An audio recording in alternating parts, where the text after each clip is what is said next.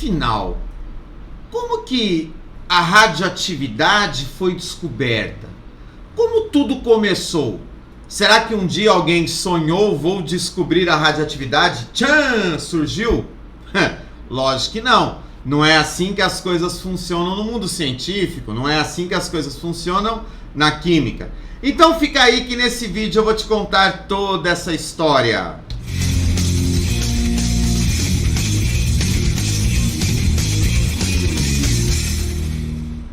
Olá, tudo bem? Se você não me conhece, sou o professor Everson. Há 30 anos venho mostrando aos meus alunos um jeito fácil de aprender química. No vídeo de hoje vamos falar sobre a radioatividade, sobre a história da radioatividade, como tudo aconteceu. Mas antes de falar disso, deixa eu te pedir uma coisa, se você está aqui até agora e ainda não é inscrito no canal, está esperando o quê? Inscreva-se no canal, ativa o sininho, toda semana vídeos novos aqui no Tutorial de Química, e tenho certeza, é um canal que vai te interessar e muito. Mas vamos lá. Tudo começou com Henri Becquerel. Henri Becquerel estudava um sal de urânio, tá? Então Henri Becquerel, ele fazia estudo desse sal de urânio e percebeu que esse sal de urânio emitia uma luz que ele acreditava que vinha do Sol, tá? Então o sal de urânio que Henri Becquerel estudava, o que ele fazia? Ele pegava uma porção desse sal, colocava no Sol, deixava lá algumas horas e depois levava para o laboratório para estudar a emissão de radiação. Então ele acreditava que esse sal de urânio tinha a capacidade de absorver essa energia do Sol, acumular e depois emitir. Porém, durante uma semana, em Paris, começou a chover muito, tá? Então a gente tem uma chuva muito forte em Paris durante uma semana. O que Becquerel faz? Ora, se está chovendo, Becquerel então pega o seu salzinho de urânio, embrulha num papel e guardou dentro da gaveta. E junto na gaveta existiam lá chapas de prata, filmes fotográficos, que ele usava para medir essa radiação. Depois de uma semana, quando volta ao Sol, Becquerel vai lá, abre a sua gaveta para continuar os seus estudos e vem a surpresa. Os filmes de prata, as chapas de prata, estavam todas manchadas. Então Becquerel descobre que o urânio, que aquele sal de urânio devia ter uma emissão, uma radiação própria. Inicialmente ele imagina nos raios-x que haviam sido descobertos anos antes por Röntgen, tá? Mas a emissão do urânio era algo natural. Por isso que ele coloca o nome ativo. Então o urânio tinha uma radiação ativa. Então Becquerel descobre a de radiação, atividade. Então, radiação ativa. É aí que tudo começa. O detalhe é que nessa época, ninguém sabia que a radiação poderia ser perigosa. Então, Becquerel tinha o costume de pegar o seu salzinho de urânio e colocar no bolso do jaleco. E quando ele ia dar aula, ele levava para mostrar para os alunos dele. Olha aqui, estou estudando isso, tal. Muitos cientistas morrem devido às consequências da radiação nesse momento. E uma cientista que também morre por consequência da radiação é a Marie Curie. A Marie Curie, junto com seu marido Pierre, se interessa pelos estudos de radiação de Becquerel. E a Marie Curie e Pierre descobrem, por exemplo, outros elementos que emitiam radiação. A Marie Curie descobre, por exemplo, a radiação emitida pelo tório. Ela descobre um novo elemento químico que é chamado de polônio, em homenagem à sua terra natal. Marie Curie era polonesa, Curie vem do marido, que era francês. É Marie Slowodska Curie, tá? Ela era polonesa. Então ela descobre o elemento químico polônio.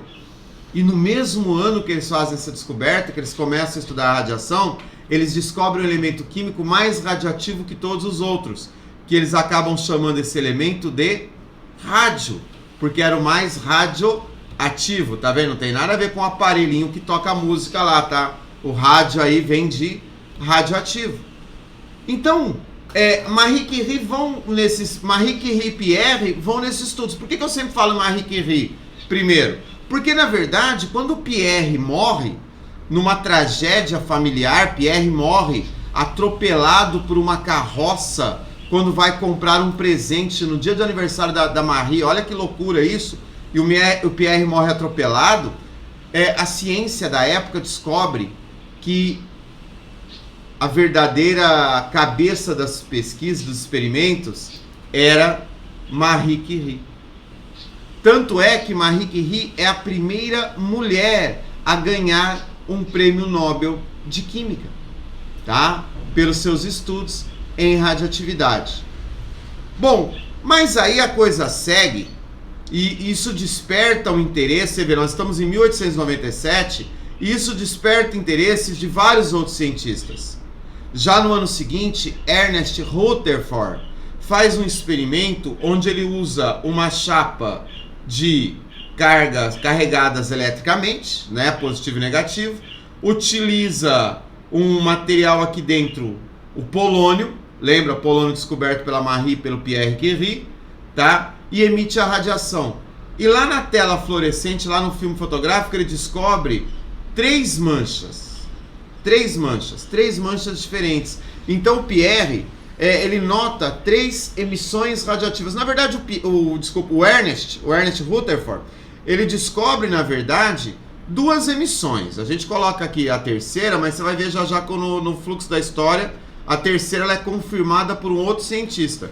E ele descobre as emissões alfa e beta.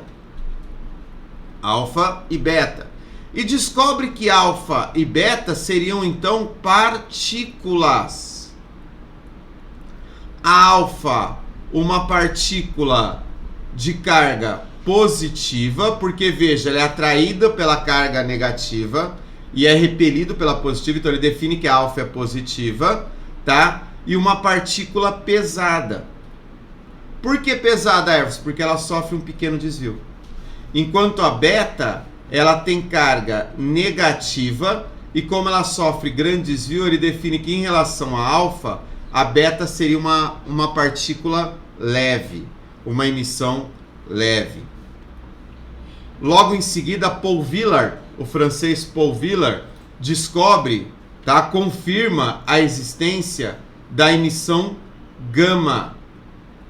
E a gama não é partícula. Descobre que a gama nada mais é do que onda eletromagnética. Ô Everson, mas por que essa onda eletromagnética? Porque toda vez que existe a emissão radioativa, existe uma diferença de energia. E essa diferença de energia é gerada em onda. Então ela vem na emissão gama. Então toda emissão radioativa tem emissão gama. Olha isso. Toda emissão radioativa tem emissão gama, porque essa é a diferença de energia. Henri Becquerel continua os seus estudos e juntando todos os dados, Henri Becquerel descobre então que a emissão beta seria um elétron em alta velocidade. Então aquela emissão beta leve e de carga negativa seria um elétron. Tanto que a beta ela é representada com -1 e 0, ou no caso do elétron, -1, lembra que a representação embaixo é a carga, e massa desprezível, 0 de massa. E Ernest Rutherford confirma que a emissão alfa era formada por 2 prótons e 2 nêutrons, carga 2, massa 4. Descobre então que a emissão alfa nada mais do que um átomo de hélio, tá? Nada mais do que um íon de hélio. Então por isso que a emissão alfa é representada também como hélio 2,4 e seria um hélio na forma de íon, de cátion de hélio. Pô, gás nobre? Então, olha que interessante. Tudo isso vai levando à base dos estudos de radiação. Então são esses cientistas que se destacam no início dessa radiação. Para você ter uma ideia, os laboratórios que Rutherford trabalhava, até hoje, são laboratórios que apresentam níveis altíssimos de radiação. Lógico que a radiação vai sendo estudada e os cientistas acabam descobrindo o perigo ao que eles estavam sujeitos, tá? Então é isso. Agora me conta uma coisa. Você sabia de todos esses cientistas que estudaram a radiação? Você sabia dessa história? Põe no comentário aí pra mim. Você gosta de escutar história da ciência? Se você gosta de escutar história da ciência, escreve aí pra mim que eu vou gravar mais vídeos falando de história de uma série de descobertas científicas. Então, se você gosta de história da ciência, nossa, tem cada história e tem cada fofoca que você não faz ideia. Posso até gravar um vídeo sobre fofocas. Comenta aí se você quer ouvir. Todo mundo quer ouvir, né? Mas é isso aí. Ficamos por aqui então. No mais, bons estudos!